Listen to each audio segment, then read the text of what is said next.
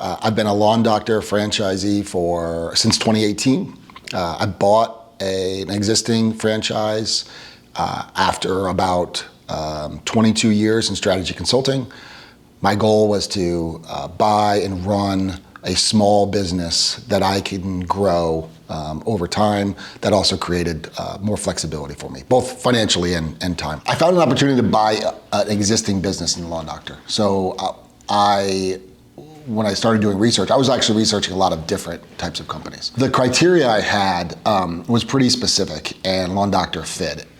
Number one, I wanted like a non-emergency business. So if I was gonna go into residential services, I didn't want heavy weekends or nights. Number two, I wanted like annuity-like business. So something that was recurring revenue. And Lawn Doctor obviously fits that bill very well. And the third is I certainly wanted a lifestyle business. So something where I actually have multiple jobs, so something where I could balance some of my other work that I'm doing outside of Lawn Doctor with Lawn Doctor. I had owned another company that I started from scratch, but it was a consulting firm, and I like to say it's like putting a shingle up. It's not very complex to start a consulting business. For my first business that I was going to buy, what I realized through the discovery process is that I really needed the resources, that I really didn't know what I was doing on marketing. Why I bought the specific franchise I bought is because it had the right people in place. The business was a really good business, and the previous owner did amazing things with the business, pricing and marketing, and got it to a really strong place that it was like a perfect fit for me. I didn't know what I was doing in agronomy, and so having the resources at Lawn Doctor was absolutely the tipping point for me that this was the right opportunity. And the reason why is my background is I did 22 years of strategy consulting. I owned my own firm starting in 2008. I ended up selling that in 2020 after Lawn Doctor was up and running and doing well. And I just got tired working in the Fortune 500 world. I wasn't passionate about it. What I knew I wanted to do is I wanted to try to buy a business and grow a business. And be around people and grow people. And that's kind of been my whole MO, and that's how I got here. I come from a blue collar background, so my dad paved driveways, we did HVAC growing up, my dad built 19 houses as a general contractor, so I was handy enough to know that this is kind of the type of business I wanted to be in, and I knew for sure I did not want to be in a restaurant business. Yeah, no, it's extremely rewarding. The most rewarding part, I would say, is one, accomplishing what we've accomplished. So in 6 years, we've more than doubled growth. So that's feels good. But more importantly, I didn't know the impact that the people were going to have on me. So things we've celebrated in the last year and a half are technicians that are having babies or buying houses or some of them at least moving out of their parents' house, right? So real life stuff, which I think is awesome. Our culture at our company is really good. I'm really proud of that. And it's noticeable from the techs all the way up to the general manager. And that feels good.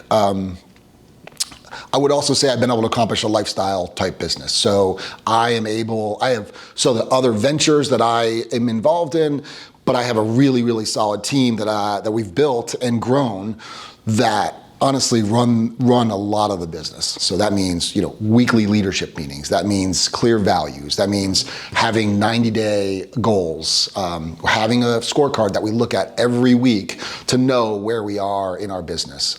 Those types of things have trickled down, and I think, we really have a group that understands we're running a good business and we have their backs and we're generous in lots of ways, but we have high expectations too. I think we're pretty high up there on the list of profitability, and yet we're giving lots of bonuses. We have lots of incentives. So it is far more rewarding. The other piece is I'm happier. And that has a big impact on marriage, on kids, on everything. Genuinely happier. The one advice I would say is, especially new to the business, use the resources that Lawn Doctor provides, and that is not just corporate resources, that is very much the network. I've made great friends, but also their business confidants, their business mentors, and their business mentees, and we all help each other. The other thing is, make sure you want to do it. Like, make sure you are ready to go out and sell and do what it takes. And if you're going to follow the steps and you're committed to it, you're going to succeed. I have an office manager that's been there a long time, and she is one of those people who works late when she thinks there's stuff to be done, right? She sets her own time. She does everything. She is thinking about things. She's taking things off my plate. My GM is very much the same way, like takes ownership of everything, wants to be there, wants to grow people, has really bought into our values. Every franchisee has the tools to make it happen. And by tools, I mean, for first-year franchisees, the RAMP program is in some ways spoon-fed, huge support, what to do, right? Step by step, in a tactical way, not go find customers. Here's how you go find customers, right? And so that's really important. And I think finding the customers first and foremost. If you're starting from zero, it's a little different. I started on third base, so I didn't hit a home run. Like, this is where I am. I started at $1 million. So when we acquired the business in 2018, it was about $1 million in revenue, and we just finished our 6th season, and we're at 3.2 million. The end game probably is even more flexibility, less working hours, good paychecks, but having a team that really can run all of the day-to-day, and so that I am, able to travel more as I get older. I have a path to a very solid activity focused retirement because of this. So yeah, and it's fun.